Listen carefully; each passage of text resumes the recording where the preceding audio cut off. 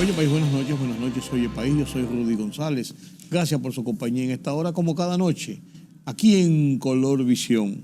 Vamos a pasar a revista algunos temas interesantes ocurridos en las últimas horas en el país, temas que son noticias.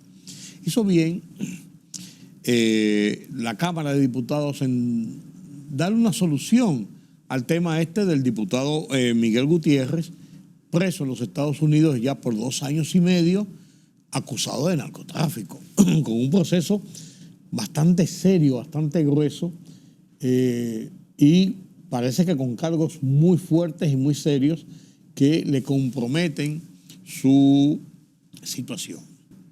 Claro, la Cámara de Diputados no podía darle de baja porque la Constitución, la ley, el ordenamiento jurídico establece que toda persona es inocente hasta que se demuestre lo contrario. Y se debe demostrar lo contrario en un tribunal, con una condena, incluso con varios pasos de una condena hasta que se haga definitiva. Y es una de esas situaciones que tiene la ley, que tienen estamentos como el Congreso Nacional, que tienen que ser en un momento determinado, una de esas reformas, adecuados a la realidad. Claro, dice la gente, y yo estoy consciente de eso, de que nadie afila cuchillo para su garganta. No, es verdad, o es difícil, es complicado que los mismos legisladores establezcan mecanismos que pudieran a ellos frenarlos sobre una serie de situaciones, una serie de cosas. Eso ocurre y eso es una situación normal y regular.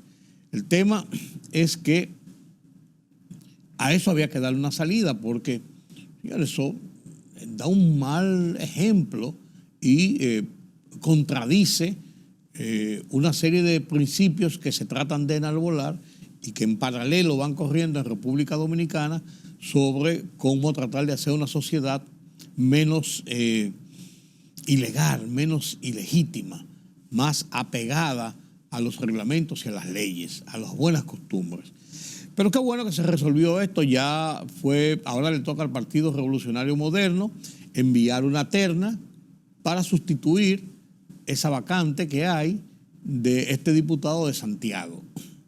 Hay otros casos de diputados que están en investigaciones, que están en procesos abiertos, que gozan de inmunidad parlamentaria, de inmunidad judicial, por el hecho de ser elegidos por el voto popular, y hay una nomenclatura diferente para establecer cómo se rige su comportamiento de cara a la justicia, de cara a la sociedad. Qué bueno que esto ya baja la tensión. Miren, fue arrestado en México el señor Félix Heredia, quien es el esposo él es dominicano, de la dominicana que tenía la guardería en el Bronx, donde murió un niño y 3 estaban internos por razones de haber estado expuestos al fentanilo. No lo ingirieron, pues estaban expuestos al fentanilo, para que ustedes vean lo peligroso, lo dañino, lo potente, lo poderoso de esta droga.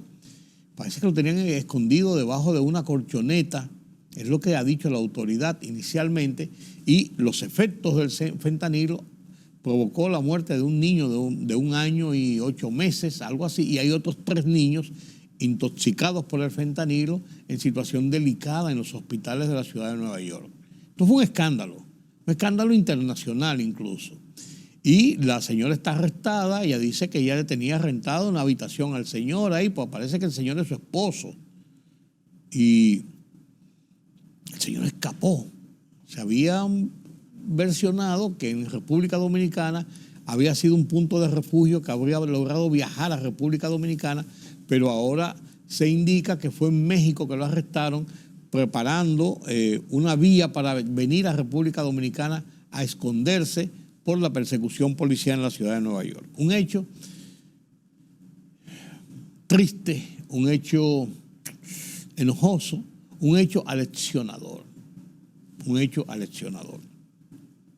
Y mientras tanto, aquí en el patio en República Dominicana, el tema de Haití el canal, la frontera, sigue siendo el motivo principal noticioso en el país. Ah, qué bueno. Ariel Henry llama a un diálogo. ¿Qué quiere un diálogo? ¿Pero un diálogo de qué?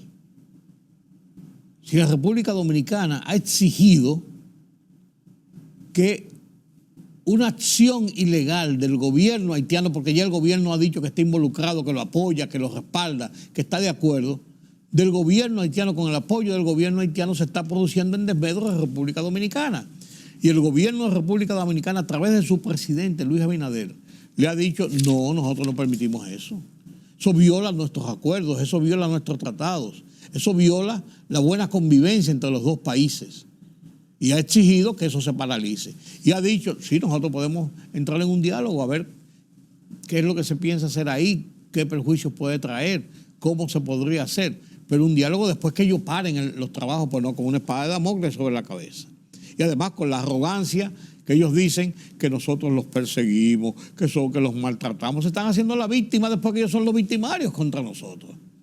Entonces, sí, debe haber un diálogo, paren los trabajos. No, ellos le han puesto fecha a mediados del mes de noviembre para terminar los trabajos y eso sigue. Y en la prensa nacional que hasta unos brujos llevaron para asustar a los soldados dominicanos que están apostados allí en la frontera, cuidando la frontera dominicana. Yo no me inscribo en el jueguito de que si son muchos los militares que mandaron, de que por qué mandaron los guardias a proteger la frontera y eso. Si son capaces de hacer eso, con ese desafío que están haciendo, sabrá Dios de qué otras cosas son capaces. Porque los haitianos han vivido de espaldas a República Dominicana. Profesan una hostilidad, a no decir odios, hostilidad a República Dominicana. Caramba, que es preocupante a los niveles que son capaces de llegar. En un Estado en vías de disolución, sin un interlocutor válido, que mienten, que engañan, que pretenden usar República Dominicana como su chivo expiatorio por sus intereses políticos. Así no se puede. Así no se puede. La República Dominicana tiene un serio compromiso porque el cierre de una frontera representa el proceso de un inicio quizás hasta de rompimiento de relaciones, pero provoca en una situación como la que tiene Haití, de gran pobreza y hambruna, le provoca una situación más delicada en ese aspecto, porque la generalidad de los comestibles que consume gran parte del pueblo haitiano procede de República Dominicana, la vía terrestre más fácil, más rápida, garantías de esos productos, entonces es un comercio abierto. Pero por ese hecho, República Dominicana tampoco está en la obligación de permitir que ellos a su antojo hagan lo que les dé la gana con República Dominicana. Esa es la realidad. Y yo creo que el presidente dominicano Luis Abinader ha tenido el coraje y los pantalones de hacer lo que había que hacer. Señores, los haitianos han vivido todo el tiempo acusándonos de todo a nosotros, convirtiéndose en víctimas, y nosotros, siendo los victimarios, hemos sufrido los ataques internacionales, las mayores críticas y sanciones incluso. Y esto hay que ponerle un freno definitivamente, porque no puede ser así, no puede seguir siendo así. Y yo creo que parece ha llegado el momento de ponerle cascabel al gato. Yo creo que sí. La OEA se ha prestado a decir que está en favor de servir incluso de mediador para un diálogo, y ese es el papel de la OEA, pero ¿sobre la base de qué este diálogo? Entonces, mientras ellos siguen haciendo su canal, en la República Dominicana comenzamos a hacer también unos trabajos para nosotros garantizar nuestra agua. Ahorita van a decir que le estamos quitando el agua a Haití, y entonces vienen las víctimas. las víctimas. Estamos siendo víctimas del imperio dominicano. Vaya usted a ver. Vaya usted a ver. Yo creo que la garantía de nuestra seguridad y nuestra frontera debe ser preservada y mantenida con todas sus consecuencias. Esa es mi opinión. El domingo pasado, un tema que ha dado mucho de qué hablar en el morbo político nacional, la Fuerza del Pueblo, Leonel Fernández, hicieron una manifestación en la Plaza de la Bandera, un sitio emblemático que se constituyó en emblemático a partir del 2020, cuando un grupo de jóvenes asusados por organizaciones políticas que después trataron de tomar el control del tema, se manifestaron en la Plaza de la Bandera contra el aborto de las elecciones municipales de febrero del 2020. Y el fraude, la cosa, las irregularidades y todo esto. Y eso se dio una manifestación que se constituyó más que una presión a la Junta para que volviera sobre sus pasos y convocara nueva vez a las elecciones y se hiciera de una forma incuestionable, se convirtió en una manifestación antigubernamental, anti-PLD, y entonces en ese sentido se convirtió en algo popular. Algo popular. Y ahí mismo estalló la pandemia.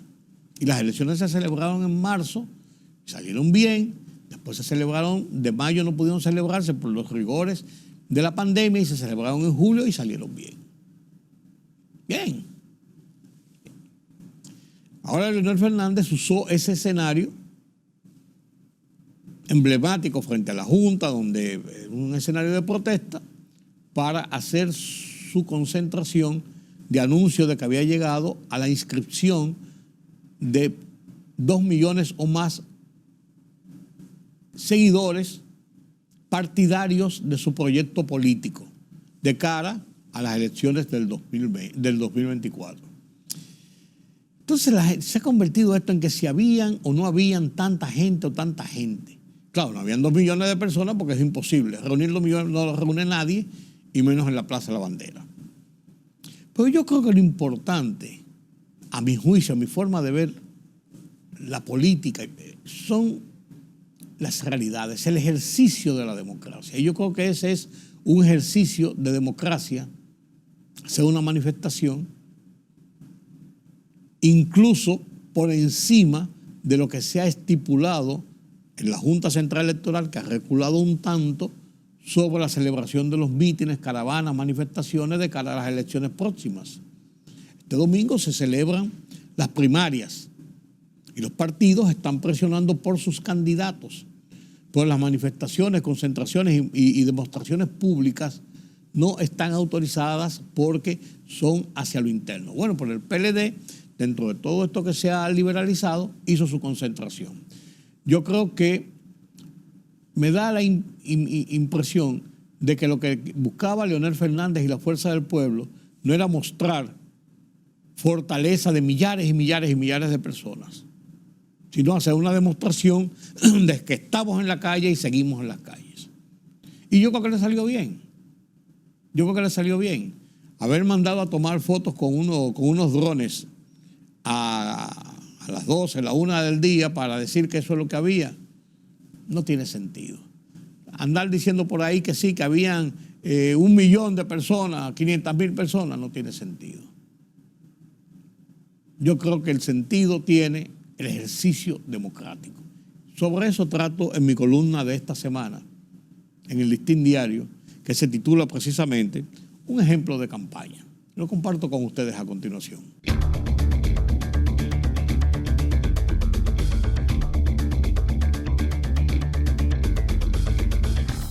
Este domingo próximo se da inicio a las primarias, en que los partidos del sistema deberán escoger los candidatos que terciarán en las elecciones municipales, presidenciales y congresuales de febrero y mayo del próximo año. Los partidos, justo es decirlo, han desarrollado una campaña civilizada, lo cual fortalece el sistema político electoral en que nos desenvolvemos desde hace 57 años. La discusión del morbo de la semana. se ha centrado en la cantidad de personas que asistieron al acto de Leonel Fernández y sus partidarios de la Fuerza del Pueblo el sábado pasado en la Plaza de la Bandera. Fue osado de Leonel y su partido, creo, reunirse en una locación que se ha convertido en emblemática desde que allí se registraran las concentraciones de presión popular auspiciadas por jóvenes cuando el resbalón electoral de febrero de 2020. Y digo fue un acto osado de Leonel y su gente, porque más que poner a prueba la cantidad de asistentes que podía llevar a la plaza en una calurosa tarde veraniega, creo fue una especie de pistoletazo de lanzamiento de su campaña pública, que tenía la intención de anunciar su propósito de tomar las calles como en los viejos tiempos del PLD que dirigió por varios años. Si el acto fue bueno o malo, si fue mucha gente o no, si fue una demostración de músculos y tuvo o no éxito la apuesta, no es lo que me mueve en este comentario. No tomo parte en la lucha partidista. Creo, y es el centro y propósito de mi comentario, que si de impresionar se trataba, los leonelistas hubieran podido abarrotar a su gente en el techado de voleibol, el Palacio de los Deportes o el Club San Carlos.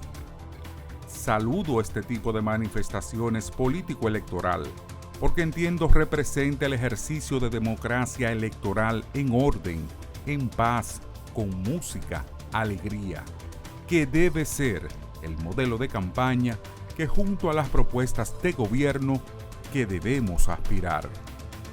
La realidad la veremos en las urnas.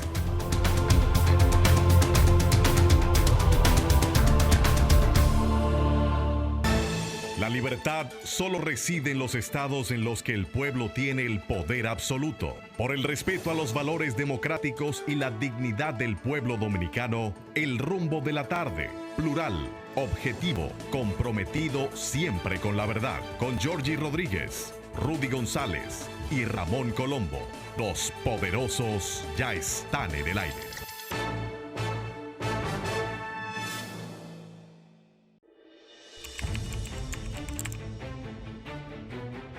Periodismo de investigación, columnas, opinión, análisis, reportajes de fondo. Hora por hora, una completa plataforma multimedia. Periodismo con valor. Noticias horaporhora.com.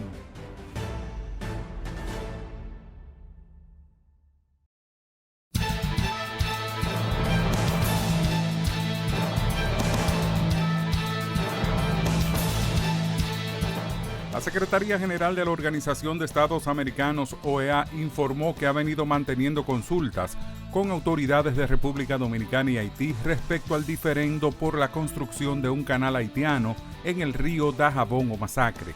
El organismo expresó mediante un comunicado que no puede caber dudas de que Haití y República Dominicana tienen derechos iguales de uso sobre el río Dajabón o Masacre y que los recursos hídricos del mismo son vitales para ambos, dadas las necesidades de sus habitantes, especialmente en el actual contexto de sequía. En este contexto, el diálogo y el entendimiento mutuo son imperativos, evitando cualquier tensión y trabajando para que se supere el desacuerdo, indicó el comunicado. El Parlamento Centroamericano, Parlacén, aprobó una resolución de apoyo a República Dominicana en su propuesta de búsqueda de soluciones a la crisis con Haití a través del diálogo y la concertación. Asimismo, se insta a los Estados miembros del Sistema de Integración Centroamericana, SICA, a respaldar esta iniciativa a fin de superar la situación de violación de los tratados fronterizos con la construcción ilegal de un canal en el río Masacre por parte de un grupo de particulares haitianos.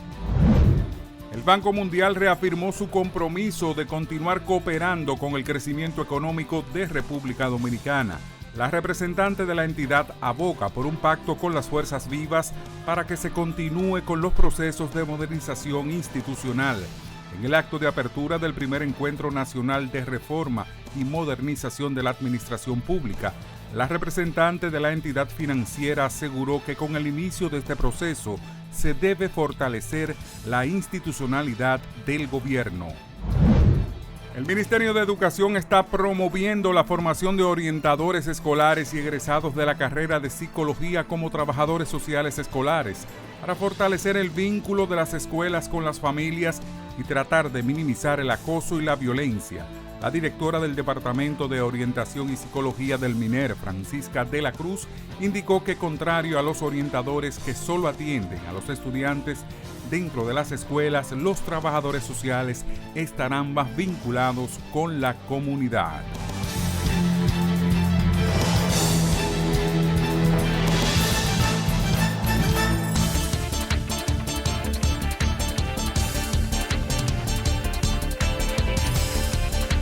Al menos 114 personas han fallecido y otras más de 200 han resultado heridas por un incendio esta madrugada en la sala donde se festejaba una boda en la provincia de Níjbe, en el norte de Irak, mientras el Ministerio de Salud del país indicó que la situación está bajo control. El número de muertos es 114 y hay más de 200 heridos, manifestó en declaraciones a la prensa el gobernador de Níjbe, Nan Al-Jubori, sobre las consecuencias del incendio que, según las investigaciones preliminares de la Defensa Civil, habría sido provocado por el uso de fuegos artificiales en el interior de la sala donde se celebraba la boda. El candidato del PP a la investidura como presidente del gobierno, Alberto Núñez Feijóo, ha perdido en el Congreso la primera votación, ya que no ha logrado la mayoría absoluta necesaria, es decir, 176 síes, como mínimo. Los apoyos del PP, Vox, Coalición Canaria y Unión del Pueblo Navarro han sido 172, pero 178 los rechazos del PSOE, Sumar y las formaciones nacionalistas e independentistas. El líder de los populares deberá, por tanto, afrontar una segunda votación dentro de 48 horas, por lo que el próximo viernes habrá otro pleno en el Congreso y una segunda votación. Para ser investido, Feijóo necesitará aquí solo más síes que no, lo que tampoco tiene garantizado. Al menos 8 personas fueron linchadas por habitantes de Mirabal y de la cercana población de Saudex, al noreste de Puerto Príncipe, en Haití, tras atacar la víspera con armas automáticas un hospital. Los vecinos buscan a más miembros de las bandas. Al menos 20 presuntos integrantes de las disidencias de las Fuerzas Armadas Revolucionarias de Colombia, FARC, murieron durante una operación militar en el departamento colombiano del Cauca. El operativo denominado Trueno también ha dejado hasta ahora 17 personas sometidas a la justicia y otras 17 detenidas, así como la neutralización de 20 áreas minadas y 600 minas antipersonales y el desmantelamiento de 9 campamentos, precisaron las autoridades en un comunicado.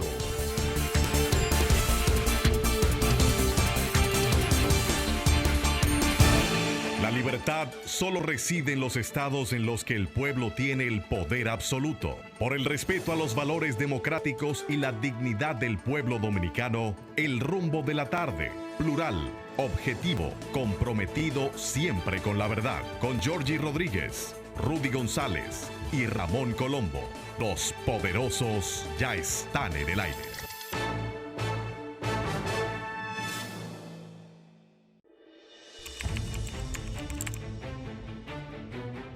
Periodismo de investigación, columnas, opinión, análisis, reportajes de fondo.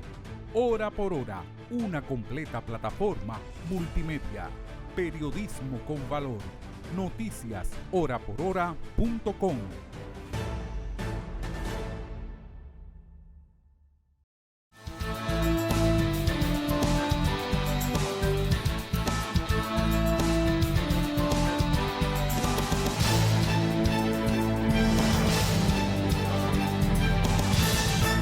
Gracias por continuar con nosotros aquí en Oye País. Los ejes de la repartición de los poderes públicos para enmarcar la institucionalidad de una nación, la justicia juega un papel fundamental. Es uno de los 3 poderes del Estado y es uno de los poderes donde descansa precisamente el arbitraje, la forma de establecer los mecanismos por los que se rige una sociedad. De lo contrario seríamos tribales o chivos sin ley, como le dicen. Qué bueno que tenemos una justicia con sus virtudes y defectos que funciona en República Dominicana. Siempre debemos mejorar, siempre habrá críticas, siempre habrá también acciones de favor. Un análisis rápido de la justicia. Quizás en este momento en que estamos en la visión de cambios estructurales por la vía electoral, sean cuales sean, aunque sea el seguimiento o sea la alternancia, son cambios siempre donde el ciudadano tiene la única oportunidad real de ejercer su derecho, que es en el voto. Creo que es un momento oportuno para conversar sobre este movimiento de la justicia, sobre en qué punto estamos de cara a cambios en el Tribunal Constitucional y de estos procesos de corrupción. No tengo mejor invitado que un amigo, un hombre de este programa, viene muchas veces a conversar con nosotros, el doctor Julio César de la Rosa. ¿Quién es este señor? Soy un osado por decírselo, pero tengo que comentarle que es el presidente de ADOCO, la Alianza de Lucha contra la Corrupción Administrativa, ADOCO. Buenas noches, doctor. Buenas noches, Rudy. Qué bueno que me acompañes de nuevo aquí. Eso es prácticamente algo natural que se viene haciendo desde hace tiempo. Y como siempre, más que una entrevista, una conversación, sí, un intercambio de ideas, sobre todo del momentum que estamos viviendo. Siempre la justicia juega un papel determinante en el proceso de la democracia. Nos involucramos desde el inicio de este periodo de gobierno en unas persecuciones, en la elaboración de expedientes por casos de corrupción. Hemos visto cómo han pasado 3 años y no se ha aterrizado todavía en ninguno. Y ahora en el caso Calamar, que es el último, por así decirlo, estamos como empantanados.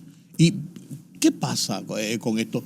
¿Qué ha fallado o qué procedimiento ha empantanado estos casos, a tu juicio? Mira, qué bueno, y como en la introducción que hacía sobre el papel de la justicia en el sistema democrático, es el equilibrio, es el ente que como parte esencial de los poderes del Estado, el legislativo hace la norma, el que viola esa norma pues va a ser perseguido por el Ejecutivo, que al mismo tiempo tiene el poder de la fuerza pública para someter al redil a aquel que se salió del mismo y llevarlo ante ese ente imparcial que es la justicia, que es quien va a aplicar y va a verificar la magnitud del daño provocado a la sociedad, al Estado, con la comisión de un ilícito, y a partir de las herramientas que se puedan reunir y las circunstancias que se puedan establecer, pues va a aplicar la sanción. Una sanción que al mismo tiempo tiene un efecto disuasivo preventivo, que para mí ha hecho, sin lugar a duda, un efecto positivo, porque si tomamos la población conforme el último censo de la República Dominicana, sin contar los extranjeros, y tomamos la cantidad de internos en los centros penitenciarios, es ínfimo, 25,000 internos presos. Lo que significa que ese mensaje disuasivo de la norma, que al mismo tiempo de sancionar al infractor, pues le manda el mensaje al no infractor de que si comete una infracción va a tener problemas. Hasta ahí todo ha marchado bien. Naturalmente, la República Dominicana por muchos años arrastraba debilidades en el sistema judicial y todavía quedan, sin lugar a duda, algunas secuelas de ese daño que se le hizo cuando el Poder Judicial en su totalidad era designado por el Senado de la República, un ente eminentemente político, que por lo general siempre el juez de la instrucción y el juez penal y civil de una provincia lo nombraba el senador. Ya tú sabes que lo político. Evidentemente, ya tú sabes que ahí no había nada contra un senador que pudiera conocerse o contra un allegado al senador. Entonces, a partir de los procesos de cambio en el sistema de elección de los jueces en el 90, con la Constitución del 94, a raíz de una crisis electoral que se produce, pues se crea el Consejo Nacional de la Magistratura y no es hasta el 97, unos años después, que se pone en funcionamiento y ya viene esta ola reformadora. Probablemente sufrió una interrupción posterior a la designación de Subero Isa, que había iniciado ese proceso, y con la llegada de quien le sustituye, pues tuvo un desclive que afectó, sin lugar a duda, este proceso, o no se completaron las olas que se habían advertido que se necesitaba para finalmente hacer una justicia fuerte. No es lo que pudiéramos considerar como lo ideal, pero ha avanzado. Ya se han conocido procesos contra personas que jamás era pensable que podían ser objeto de una persecución penal. Inclusive, horas después de haber ostentado el poder, como en el caso de exmilitares y exministros y todo eso.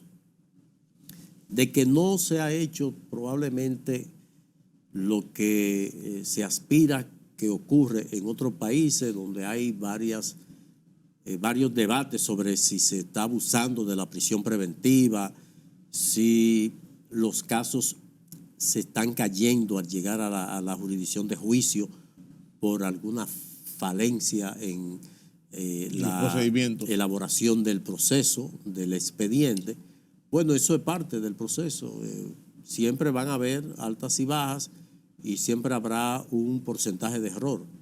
Pero creo que el mensaje y la respuesta que se dio a los reclamos de fin de la impunidad surtió su efecto, inclusive en que fue tema de campaña y llevó a que el presidente actual de la República asumiera esos reclamos de justicia independiente y de fin de la impunidad al momento de llegar a la presidencia de la República, pues en consonancia con lo que había sido su prédica, designa a una Procuradora General de la República que no viene del partido de gobierno, ni se le conocía una trayectoria política más que su paso por la judicatura, en donde desempeñó un buen papel, tanto en las diferentes etapas que le correspondió. Primera instancia, Corte de Apelación y posteriormente juez de la Suprema Corte de Justicia. El trabajo de Miriam Germán pues le mereció ese reconocimiento y creo que pocos dominicanos no valoran su trabajo. Entonces, ahí se ganó. Exigencia de fin de la impunidad, justicia independiente, que aunque hablar de justicia independiente no podemos abocarnos solamente al Ministerio Público, porque el Ministerio Público es un componente, claro, sino al sistema. Al sistema, pues claro. Que sin lugar a dudas, su proceso de formación, su proceso de evaluación, su proceso de reclutamiento, pues le da en cierto aspecto una independencia, naturalmente, que siempre va a primar probablemente no la presión política, sino la presión mediática. Y eso sí creo que debemos fortalecer la justicia en ese aspecto, porque a veces hay jueces que caen en el populismo de tomar o verse en la disyuntiva si dar una sentencia apegada a derecho o una sentencia apegada a los medios. Entonces, al interés de los medios, sí. Ahí es un poco peligroso porque pudiera caer en una situación de sancionar a un inocente y entonces ahí se apartaría de una metáfora que se utiliza mucho, que es preferible condenar absolver a un culpable que condenar a un inocente. El daño es mayor. Sí. Entonces, yo creo que en la medida que se pueda fortalecer esa independencia de criterio, de que el juez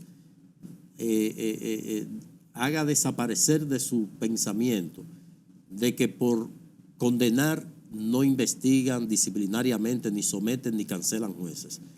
Por soltar, sí, investigan, cuestionan y votan jueces. Entonces, hasta que no se logre romper eso, creo que se le estaría haciendo un flaco servicio. Lo del Ministerio Público, evidentemente que su independencia, por depender del Poder Ejecutivo, no lo va a hacer. Y eso uno pone como ejemplo que es muy difícil, con la celeridad que se persigue a un hermano de un expresidente, se persiga con esa celeridad a un hermano del presidente. Claro. ¿Entiendes? O sea, que el ex ejerce pues una presión o pone en contexto si realmente hay independencia. Entonces, hemos avanzado, claro que sí. Por ejemplo, en Guatemala, en Honduras, Perú, los jueces se ven en situaciones de mucha presión, inclusive el Ministerio Público. Actualmente en Guatemala hay unos 30 fiscales, entre ellos una fiscal general que está autoexiliada en Estados Unidos, que tuvo que salir de Guatemala, pero en Honduras ocurre lo mismo, en Perú es que ya matan jueces, aquí no. Exactamente. Entonces, gracias a Dios. Efectivamente. Entonces aquí hemos avanzado, que aunque se cuestiona a un juez, pero su decisión es respetada. ¿Sabes que conversando con unos amigos en estos días, hablábamos del sistema institucional y de la democracia y el proceso? Alguien dijo dentro del proceso que lo que pasa con la justicia dominicana, y no fue tema de debate, sino se quedó ahí, me dio que pensar. Lo que pasa es que en la justicia dominicana, la gran mayoría ahora son jóvenes, muy jóvenes, con poca experiencia, y quizás en ellos influye más ese populismo porque quieren hacer carrera y no quieren y no tienen la fortaleza de soportar cualquier crítica por sus decisiones, que lo que eran antes uno pensaba en los jueces eran los dioses, aquellos señores ya mayor, con mucha experiencia. ¿Tú crees que eso tiene alguna influencia? No. Lo primero es que hay que reconocer que la formación del juez de hoy es una formación de primera. Correcto. En eso no hay dudas. Y no te nombran por ser abogado, por ser amigo de fulano. Y una persona, exactamente. Sino en la carrera y hay una serie de requisitos. Empezando ahí, el que se va a ser reclutado para la judicatura, su identificación no es un nombre, es un número, un código larguísimo, que inclusive el evaluador no sabe a quién está evaluando. Entonces, ¿qué significa eso? Que reciben una formación académica militar, literalmente.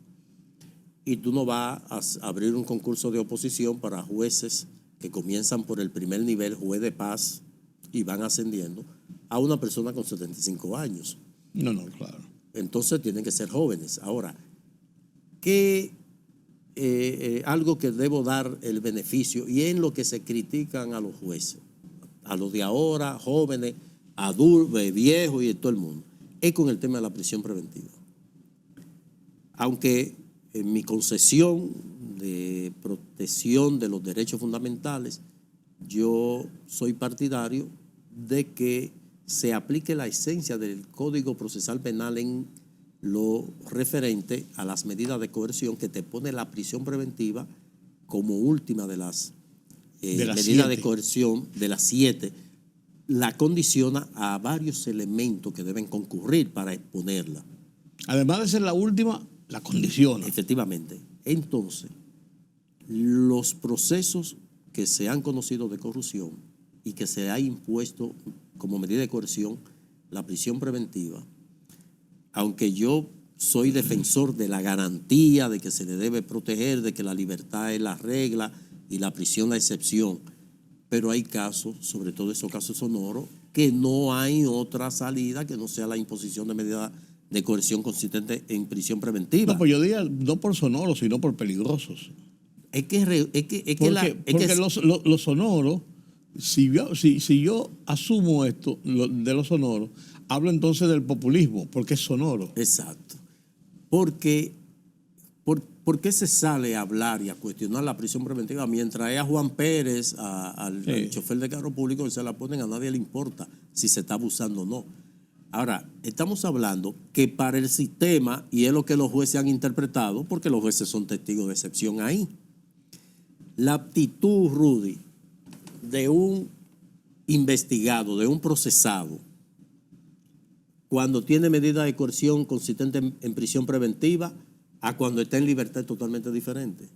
Hasta la colaboración con el mismo proceso que le va a beneficiar cuando está bajo esa figura de la prisión preventiva es más sumiso, más respetuoso, más humilde y se somete al proceso de manera inteligente, diferente a cuando está en libertad. Pero el tema, por ejemplo, que es uno de los alegatos válidos del Ministerio Público al solicitar la medida de coerción, el que puede poner en riesgo la investigación con documentos, la distracción de documentos, de pruebas y también amenazar testigos. Sí.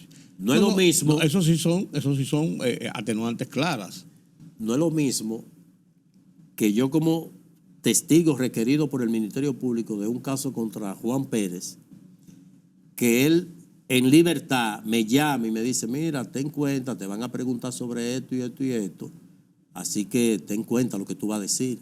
Él está en libertad, el testigo me está amenazando, me está sugestionando.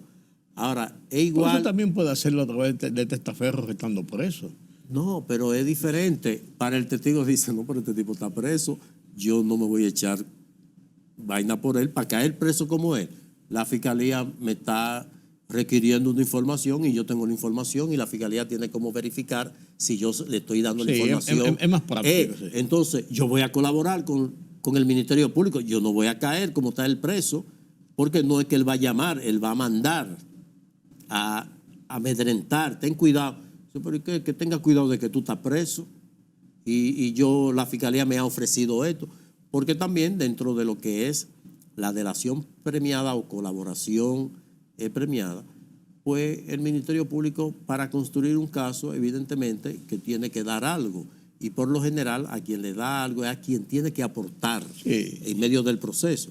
Entonces, todas estas variables que se vienen dando sobre el cuestionar a la justicia a partir de quién afecta o no, pues se va a seguir dando y es para lo que el mismo sistema debe estar preparado. ¿Por qué? Porque primeramente tú estás afectando intereses. Esa persona que tú afectas con la toma de una decisión tiene dolientes, tiene quien pueda hablar, abogar por él.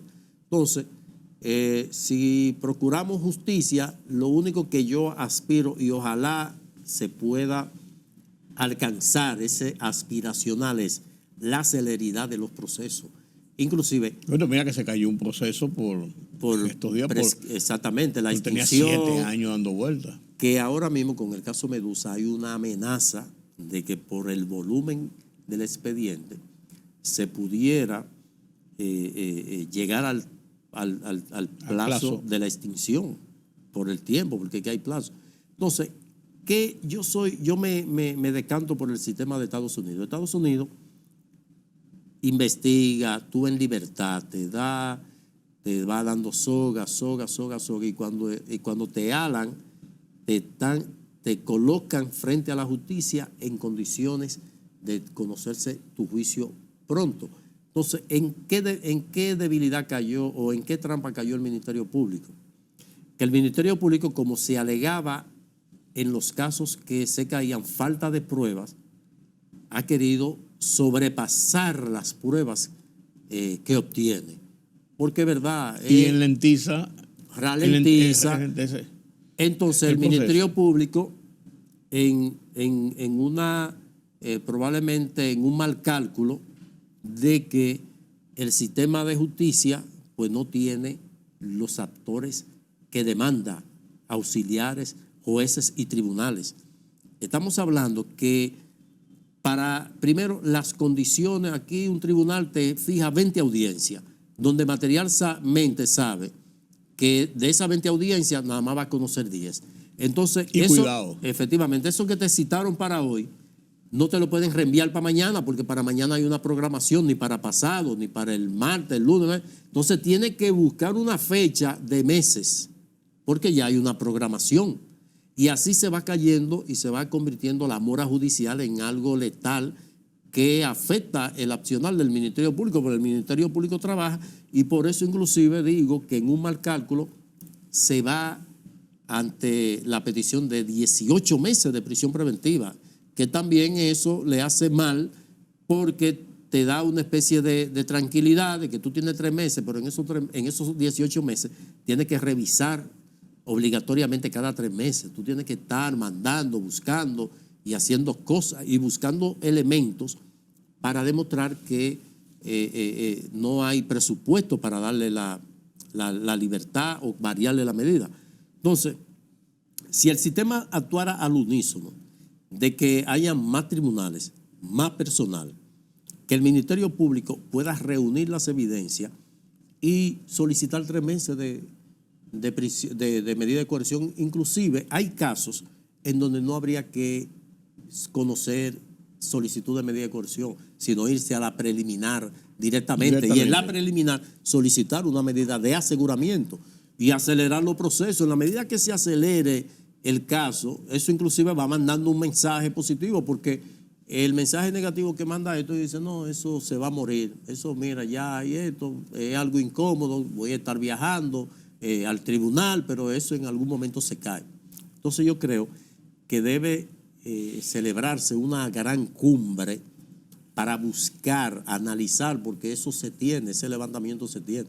Se requieren más fiscales, mejores condiciones para trabajar, tanto de los fiscales como de los jueces. En Santo Domingo Este, que es el tribunal de la provincia, hay un palacio de justicia a medio talle. No se ha terminado, pero donde opera el Palacio de Justicia, eso es algo imposible. Ahí, si va una persona con impedimentos físico-motores, el tribunal tiene que bajar al pasillo a conocerle la audiencia. Si es un testigo, tienen que bajar los jueces, porque no hay ascensor. Y los tribunales están en plantas altas. Entonces, yo creo que haciendo una cumbre donde Ministerio Público y Judicatura lleguen a la conclusión de cuál es la realidad y cómo se puede lograr acelerar los procesos. En vez de esas 18 meses de prisión preventiva que pudiera aplicar en casos muy complejos, porque el Código Procesal Penal fue sabio, el legislador fue sabio al momento de aprobarlo, para casos complejos. Te plantea tiene sus motivos. Efectivamente, una asociación de malhechores, mucha gente, que tú sabes que tú construir el caso te va a tomar tiempo. Entonces, yo creo que las actuaciones del Ministerio Público en los casos de corrupción ha sido en correspondencia a lo que fueron la demanda y reclamo de la población. Que en algunos casos haya exceso, que tal vez se involucró a alguien que lo que tuvo fue una participación mínima, pero hay otros casos que no. Entonces uno se pregunta, que pena anticipada. Digo, bueno, pero es que no, el Ministerio Público no se ha parado ahí en la calle a agarrar a todo el que cruza y le ha solicitado medida de coerción. Esos que están siendo procesados no era donando ambulancias que estaban. No, lógico, pero lo que pasa es que a veces esas tablas rasas, cuando se aplican, se pueden llevar justos y pecadores, y como tú decías inicialmente, es mejor, o es, como dice el dicho, es más válido absorber a un culpable que condenar a un inocente. Entonces, realmente, una pena de 18 meses a una persona, no que no la merezca o la merezca, yo creo que sin pasarle un proceso y siendo personas que, como se ha demostrado en los últimos tiempos, incluso en casos importantes, han acudido al tribunal. No son delincuentes comunes que van a salir a matar a una gente o que van a salir a buscar una forma de fuga. Esas son situaciones que podían manejarse, porque parece ser que es una norma de costumbre. Pero bien, estamos abocados en un proceso constitucional que tiene de cara ahora la sustitución de 5 jueces del Tribunal Constitucional. Sí, los de 12 años. Los de 12 años. Y es prácticamente un Tribunal Constitucional nuevo que va a iniciar porque los otros han sido removidos ya en los últimos 3, 4 años. La esencia que se procuró en la Constitución de 3 grupos, de 6, 9 y 12, era precisamente evitar que hayan cambios totales y que eso pudiera afectar. Tiene un sentido. Exactamente, pero ya hay jueces, los que fueron nombrados para el periodo de los 6 años, ya llevan 4 años. Sí, ahí estaba Yoticito Curi, Víctor Gómez Reyes, habían varios ahí. Exactamente, los que entraron por ellos tienen ya 4 años, o sea que han acumulado la experiencia suficiente. Los del grupo de 9 llevan lo que lleva de gestión, literalmente fue en el 2021, llevan 2 años. 2 años, sí. Y también favorece de que muchos provienen de la judicatura, que ha sido un elemento que se ha introducido tanto en el TC como en el TCE, de que fueron nombrados, escogidos jueces que venían de la judicatura, que traían la expertise, la experiencia de lo que es la justicia. Pues eso tiene su punto positivo. Entonces, ahora este grupo de 5, de 12, quienes ingresen, que hay, entre ellos irán de la judicatura, que van con ese expertise, entonces ya con la experiencia acumulada de lo que tienen 4 y 2 años, pues se logra el objeto. Y como este primer grupo de 12, no recuerdo si fue un transitorio, o sea, no va a ser igual. No, hay una, en la propuesta de la reforma, en la propuesta ahora de la reforma se establece que no sean en esa forma rotatoria, sino que sean, y que hay unos que son por mucho más tiempo y hay unos que son por menos tiempo. Siempre va a haber, porque lo que se procura es que no haya un cambio radical. Y tiene sentido. Julio César, ¿qué tú has conocido en los pasillos de la justicia? Palaciegos. No, de la justicia. ¿Qué ha Había pasado? Una columna. Sí, los pasillos palaciegos de este hombre García, Javier García, del Caribe. Pasillos palaciegos se llamaba. ¿Qué tú has sabido del tema de la reforma del sistema de justicia para establecer el Ministerio Público Independiente, el Ministerio de Justicia, todos estos cambios que se habían propuesto y que de buenas a primeras se le dio mucho auge, de buenas a primeras quedó como en un limbo? ¿Por qué razón esto ha quedado prácticamente en un limbo o se está esperando una situación coyuntural política? Bueno, parece que las condiciones cambiaron, porque inclusive fue depositado en el Congreso este proyecto de ley que procura la creación del Ministerio de Justicia y quitarle al Ministerio Público algunas funciones que son propias del Ministerio, porque debemos recordar que el Procurador General de la República antes era la Secretaría de Justicia, porque realmente es un ministro del gobierno. Efectivamente, el gobierno, el Ejecutivo debe tener un ministro de Justicia que pueda... Con la responsabilidad del gobierno y de la Estado, política, exactamente, de la represión, política, de la política del Estado, y inclusive puede seguir operando el Ministerio Público y también el Procurador General de la República, como ocurre en Colombia, y un fiscal general que tendría la persecución de los crímenes y delitos en lo que a lo jurisdiccional se refiere. En cierto modo es lo que está ocurriendo con el caso, por ejemplo, de la magistrada Jenny Berenice, que es la encargada de persecución, con una posición de procuradora junta, sí, más o menos es. Esa es un símil. Es más o menos el mismo. Exactamente, es algo similar. Entonces, yo me identifico con el Ministerio de Justicia. Realmente son muchas funciones que tiene actualmente la Procuraduría General de la República que no debe tener. El presupuesto de la Procuraduría General de la República, que debería ir a la tecnificación, al habituallamiento de los representantes del Ministerio Público y que tengan la responsabilidad, la labor que tienen otros países, se ve limitada por el consumo de ese presupuesto en alimentar a los internos. O sea, no debe ser una tarea del Ministerio Público, igual la administración de los centros penitenciarios, que comprende el tener que darle alimentación. Entonces, yo me identifico con ese proyecto y penosamente se ha empantanado. Probablemente obedezca a verificar qué va a pasar en las elecciones para darle continuidad, pero al momento está ahí. La ley de extinción de dominio se hizo mucho alaraca, muchas cosas. Esta ley, hubo oposiciones, hubo apoyos, se aprobó la ley.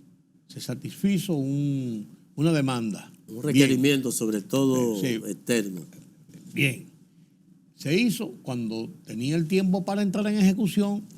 Se modificó. No se ha hecho nada. La misma Procuraduría la pidió. Hizo. Sí, se llegó a hacer. Se aprobó. Modificó. El Senado fue que lo aprobó. Se aprobó. O la Cámara de Diputados. Sí, se aprobó. La vacación ley. Tenía una vacación ley que iba a entrar en vigencia en un periodo. Se postergó a enero del próximo año. Y era esperando una ley que se aprobó justamente recientemente, que crea el Instituto de Custodia de los Bienes Incautados y en Extinción de Dominio. Es una burocracia. Porque si usted tiene que custodiarlo, usted tiene que custodiarlo como autoridad. No, porque realmente era tener una institución con esa característica de instituto, con autonomía, porque tendrá que administrar recursos, responder por ello, custodiarlo, porque actualmente había inclusive un diferendo entre Ministerio Público y una oficina que se llama Oficina de Bienes Incautados, que aunque está creada por decreto, pero es mandatorio de la ley de lavado de activos. Entonces, continúan en paralelo. Adjunta antes. No, es la Procuraduría de custodia. De custodio. No, una dependencia, una unidad de custodia se llama de evidencia, ese tipo de cosas. Y al mismo tiempo de bienes incautados. Entonces la oficina, la OCABI, Oficina de Custodia de Bienes Incautados, como no se ha derogado el decreto, que es el resultado de una ley, pues siguen las dos y se viven disputando. Eso que tú viste, pues debe entregárnoslo y así sucesivamente. Y ya con esto, porque la misma ley que crea el procedimiento del uso que se le debe dar a esos bienes, crea el instituto y le da las facultades del Ministerio Público y también de la Oficina de Bienes Incautados, la OCABI.